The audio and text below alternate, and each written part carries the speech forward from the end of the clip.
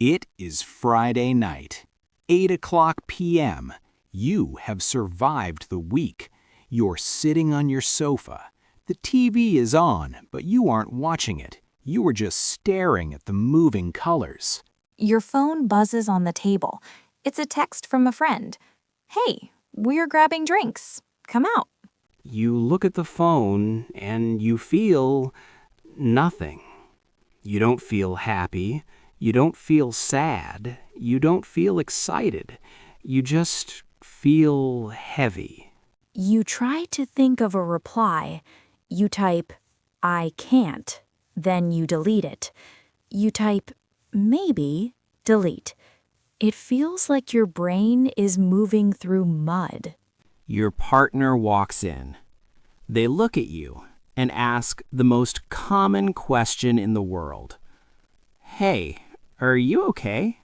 Yeah, I'm fine. Just tired. Just tired. It is the shield we use to hide the truth, because the truth is too hard to explain in a second language. You aren't just tired. Sleep won't fix this. You feel like a phone that has been unplugged for 3 days. You feel empty. Welcome to Vivid English Today. I'm Miles. And I'm Laura. And today we are slowing things down. We are putting the survival kit aside for a moment to have a heart-to-heart. Today we are talking about burnout. This is a topic that every single adult relates to, but very few English learners know how to discuss. When you only know the word tired, you suffer in silence. Exactly. Our goal today is to give you the nuanced, specific, and sometimes heavy vocabulary to describe exactly what is happening in your head, so you can stop saying, I'm fine, and start getting the support you need. Sarah, let's start with the definitions, because burnout is a buzzword these days. Everyone says, I'm burnt out. But what does it actually mean? How is it different from just needing a nap? I think the distinction is crucial. Tired is physical. If I run a 5K race, I am tired. My muscles hurt. But if I sleep for 10 hours, I wake up feeling fresh. I am cured. Right. Tiredness is a debt you pay back with sleep. Burnout is different.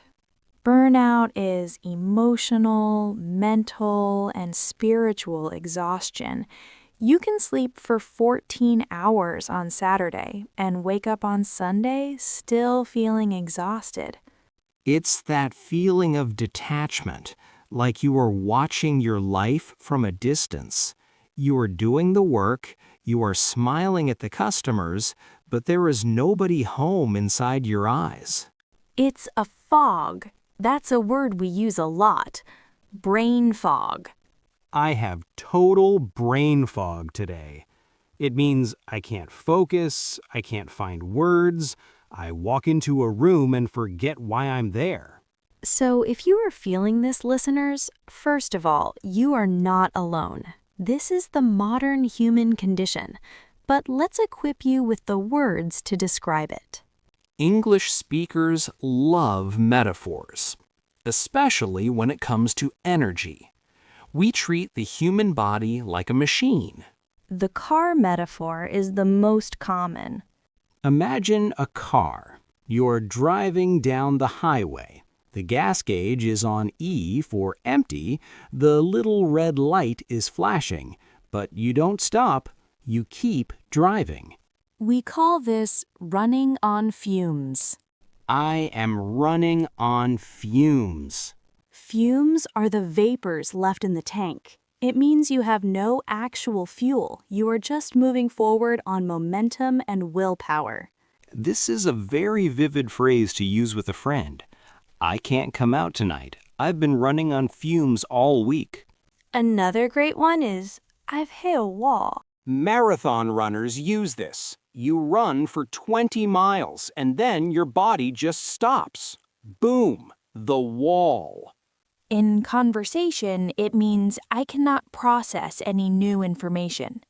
If your boss tries to give you a new task at 4:55 p.m. on Friday, you can say, "Can we look at this Monday? I think I've hit a wall." And then there is the candle metaphor, burning the candle at both ends. If you light a candle at the top and the bottom, it gives twice as much light, but it disappears twice as fast. It means you are staying up late and waking up early. You are overworking. He's been burning the candle at both ends for months. Let's listen to what this sounds like in a real, vulnerable conversation. We are going to do a role play, but this isn't a funny one. This is a serious chat between two close friends. I'll be the friend checking in. You are the one who is burning out. Okay. Hey, you've been pretty quiet in the group chat lately. Is everything okay? Honestly, not really. What's going on? I don't know. I just feel totally drained. Work stress? Yeah, but it's more than that. I feel like I'm spread too thin. I'm trying to do everything for everyone, and I think I'm running on empty. I get that. It sounds like you're carrying a heavy load right now. Exactly. I just need to unplug for a while. I feel like I'm drowning in tasks. Well, I'm here. We don't have to talk. We can just sit here and watch a movie if you want. No pressure. Thanks, that sounds really nice. Scene? That felt heavy, but it felt honest. You used a phrase there. Spread too thin. Imagine a small piece of butter, and you try to spread it over a giant piece of toast. The butter disappears. It becomes invisible. You are the butter. The toast is your life. Work, family, English study, gym, friends. I feel spread too thin. It means I am doing too many things and I am doing none of them well. Now let's switch gears. That was a conversation with a friend. You can be vulnerable with a friend. But what about with a boss? This is a huge challenge for our listeners. You are burned out at work. If you tell your boss, "I'm sad and tired," you sound unprofessional. Corporate code. Let's role play the boundary conversation. I am the boss. I am trying to give you more work. You are burned out. Okay, professional mode on. Hey, I need you to take the lead on the Johnson project. Can you start on Monday? Thanks for thinking of me.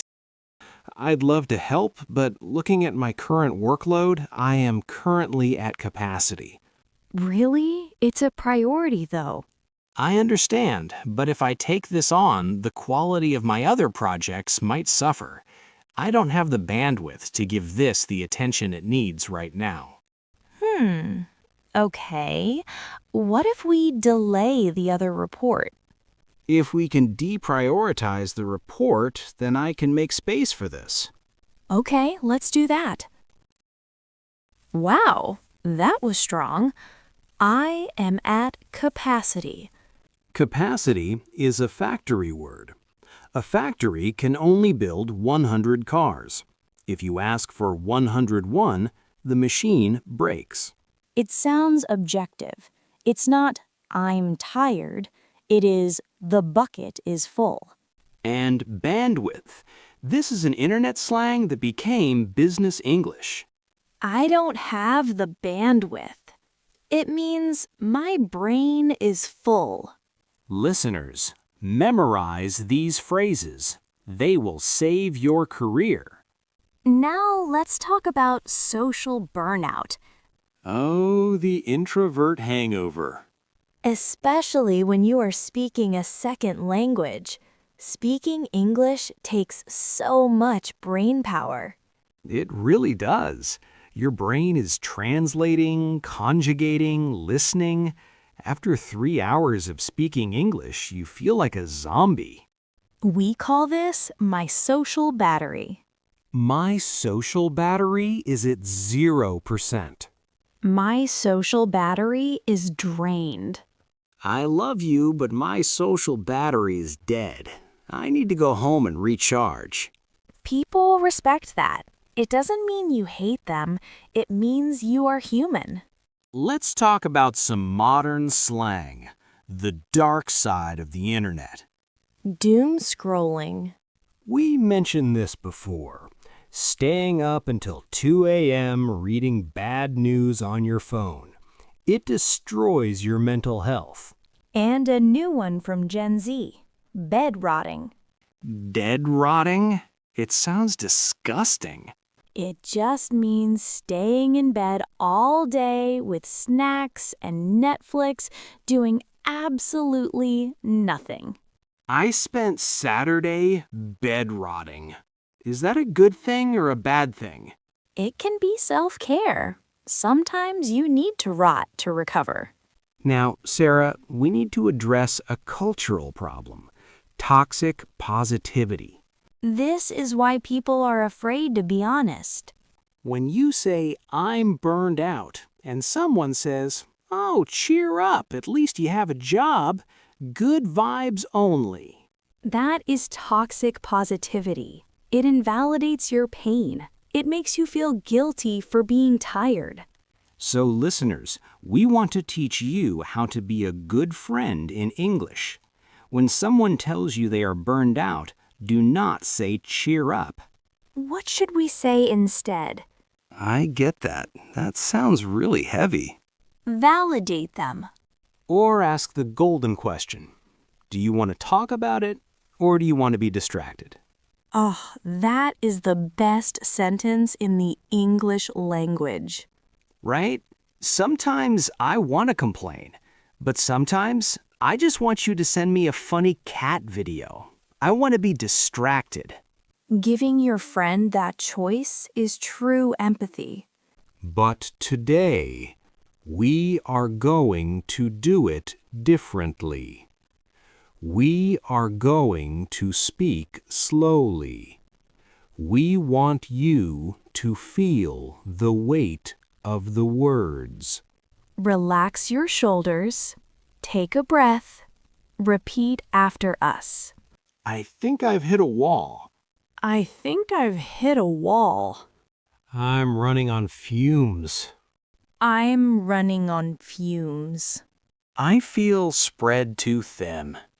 I feel spread too thin. I just don't have the bandwidth right now. I just don't have the bandwidth right now. My battery is at 0%.